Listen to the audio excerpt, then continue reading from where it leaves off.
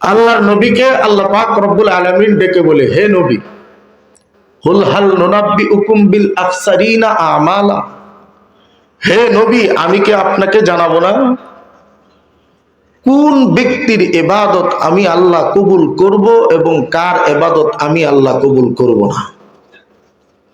কার ইবাদত আমার কাছে গ্রহণযোগ্য, কার ইবাদত আমার কাছে গ্রহণযোগ্য, এটা একটু জানা দরকার আছে না? না, আপনি নামাজ পড়তেছেন 50 বছর, এই নামাজ আল্লাহ নেয় কিনা একটু খোঁজ দেওয়া দরকার না? হজ করে আসছেন 3 বার, হজ আল্লাহ আপনারটা নিল কিনা একটু যাচাই না করে গেলে হইব? একটু যাচাই করা দরকার না? তো আল্লাহ পাক রব্বুল আলামিন তার নবীকে এই কথাটাই বলতেছে, হে নবী আমি কি আপনাকে জানাবো না কোন ইবাদতটুকু আমি আল্লাহ কঠিন কিয়ামতের ময়দানে বান্দার কাছ থেকে নিব আর কোনটুকু আমি আল্লাহ নিব? আমাদের জানা দরকার আছে না নাই?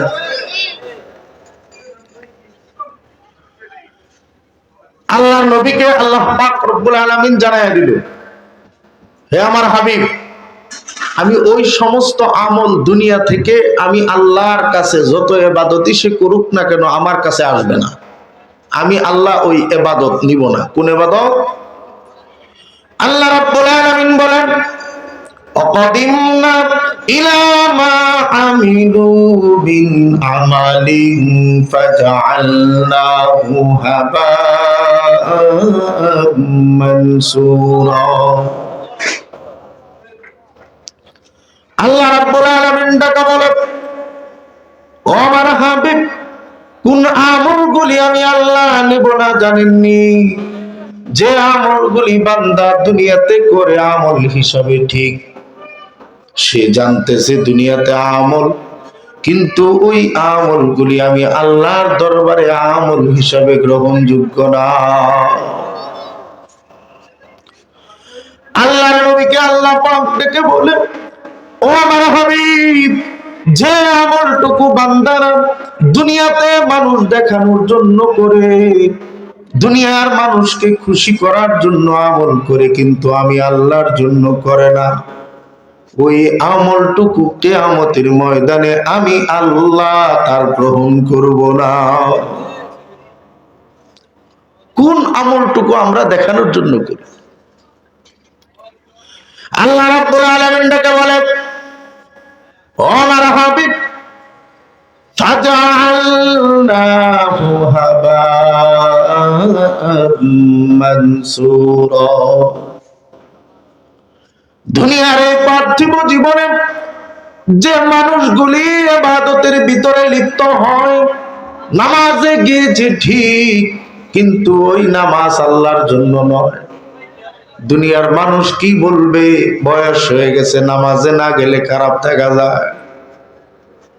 দুনিয়ার মানুষকে খুশি করার জন্য নামাজ পড়ছো রে বান্দা, আমি আল্লাহর জন্য পড়ো নাই। হজ করেছো 3 বার ঠিক, এই পূর্ব আন্দারমানিক মৌসাকের মানুষ, কত মানুষ আলহাজ লাগাইছে, তোমার নামে শুরুতে আলহাজ নাই। আলহাজ লাগানোর জন্য তুমি হজ করে আসছো, এই হজ কিন্তু আল্লাহর জন্য তুমি করো না। আল্লাহ রাব্বুল আলামিন ডেকে বলেন, বান্দা, এই হায়াতের জিন্দেগিতে তুই যত ইবাদত বندگی করো, দান করেছো মানুষ যাতে তোমাকে দানবীর বলে, ব্রিজ কালভার্ট করে দিয়েছো নির্বাচনের আশায়, স্কুল করে দিয়েছো তোমাকে যাতে ভোট দেয়, দুনিয়ার সব কাজ করেছো তুমি মানুষ যাতে তোমাকে মারহাবা দেয়।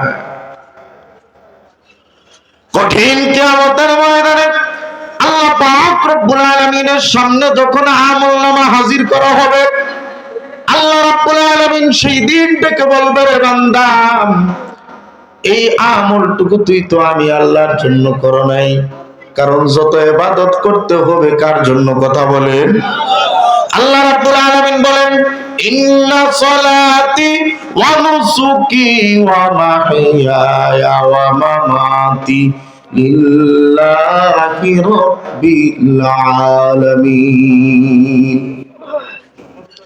আমার নামাজ, আমার রোজা, আমার দান, আমার সদকা, আমার সব কিছু করতে হবে কার জন্য? কথা বলেন, একমাত্র আল্লাহর জন্য, আর কারো জন্য করতে পারবে। আওয়াজ ম্যাচিং করো, ভিতরে বেশি বাইরে কমকে। তো আল্লাহ পাক রব্বুল আলামিন কিয়ামতের ময়দানে যখন বান্দার আমলনামা হাজির করা হবে, আল্লাহ বলে আমি প্রতিটা আমলের প্রতি আমি আল্লাহ কি করব? কথা বলেন, মনোনিবেশ করব, তাকাবো, দেখবো বান্দা কি আমল করে আসছে, খতিয়ে খতিয়ে আল্লাহ দেখবে। নামাজ কার জন্য ছিল, রোজা কার জন্য ছিল, দান কার জন্য ছিল, এই সব কেউ না জানলে জানে কে? আল্লাহ জানে না? কিয়ামতের কঠিন ময়দানে এই ব্যক্তির আমলনামাটুকু যখন হাজির করা হবে, তারা আমলগুলি যখন এই আমলগুলি নিষ্ফল হবে, যে আমলগুলি আল্লাহর জন্য থাকবে না, এই মুহূর্তে এই ব্যক্তিটা নিজেই নিজের প্রতি বর্ষনা করতে থাকবে আর বলতে থাকবে ওয়ায়াউমা ইয়াআদ্দুজ যালিমু আলা ইয়াদাইহি ইয়াকুল ইয়া লাইতানি ইত্তাখাযতু মা'আর রাসূলি সাবিলা।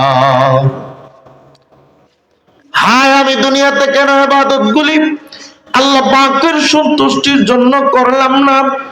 ইবাদত তো আমি আল্লাহর সন্তুষ্টির জন্য করার দরকার ছিল, কিন্তু ওই সময় আমি মানুষ দেখানোর জন্য কেন করলাম? আল্লাহ এবং তার রাসূলকে সন্তুষ্ট করার জন্য কেন করি নাই? ইবাদত যখন দেখবে, ওই ইবাদত মানুষের দেখানোর জন্য ইবাদত, কোনো ইবাদতই আল্লাহর জন্য ছিল না। নামাজে গেছে ঠিক, এই চায়ের দোকানে বসে বসে বিড়ি খেতেছে, 50 বছর বয়স, নাতি ডাক দিয়া কয় দাদা নামাজ এখনো পড়ো না? লজ্জায় গেছে মসজিদে, সে মূলত আল্লাহরে খুশি করার জন্য যায় নাই। এই নামাজি আপনাদের এলাকাতে আছে না নাই? কথা কোন আছে না নাই? এই নামাজি সব জায়গাতে আছে।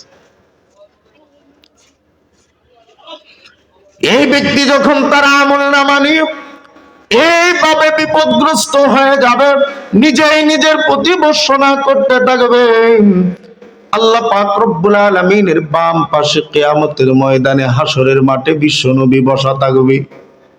আল্লাহর নবী দাঁড়ায় যায় বলবে রব্বুল আলামিন, এই ব্যক্তিটা আমার উম্মতের অন্তর্ভুক্ত ছিল, আজকের এই কঠিন দিনে তার ব্যাপারে আমার দুটি কথা আছে। লোকটা খুশি হয়ে যাবে, বিশ্বনবী দাঁড়াইছে, কথা বলেন ঠিক কিনা?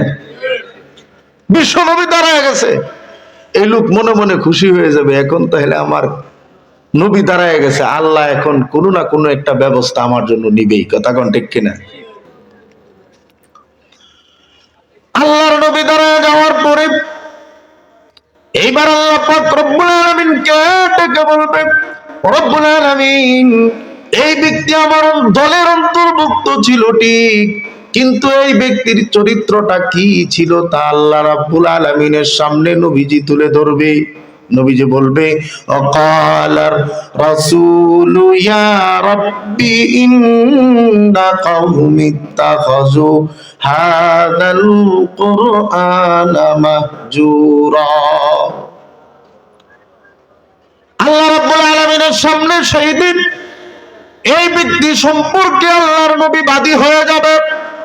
বাদী হয়ে নবীজি ডেকে বলবে রব্বুল আলামিন, এই ব্যক্তিটা দুনিয়াতে আমার দলের অন্তর্ভুক্ত ছিল ঠিক, আমার কওমের নাম বিক্রি করেছে, কিন্তু তার স্বভাব ছিল এমন যে এই ব্যক্তির সামনে যদি কোরআনের কথা বলা হতো, নবীর কথা বলা হতো, দ্বীনের কথা বলা হতো, তখন তার মুখ চুপ কালো হয়ে যেত, দ্বীনের কথা শুনতে চাইতো না, আল্লাহ নবীর কথা শুনতে চাইতো না, যারা বলতো তাদের উপরে এসে চড়াও হয়ে যাইতো। এই চরিত্রের অধিকারী ব্যক্তিটা হলো এই ব্যক্তি। আল্লাহ আজকের দিনে আপনার সামনে আমি তার ব্যাপারে মামলা দায়ের করলাম, দাঁড়ায় যাবে কে? কথা বলে, আওয়াজটা মোটা করো। দাঁড়ায় যাবে নবীজি, সেই দিন বলবে যে তার ব্যাপারে আমি মামলা দায়ের করলাম। এই মেয়েটা বাংলাদেশ, একদল চলে গেছে, আরেক দল বসতে বসতে সব খালাস, এমন সেই দিন এখানে কেউ থাকবো আল্লাহর সামনে সুপারিশ করার জন্য? নবী বাদী হয়ে গেলে থাকবে কেউ? যার এই চরিত্র তার ব্যাপারে বাদী হয়ে যাবে সব আল্লাহর নবী। বাদী হয়ে বলবে এই লোক এই চরিত্রের মাল। কারণ সেই দিন কোন সুপারিশ চলবো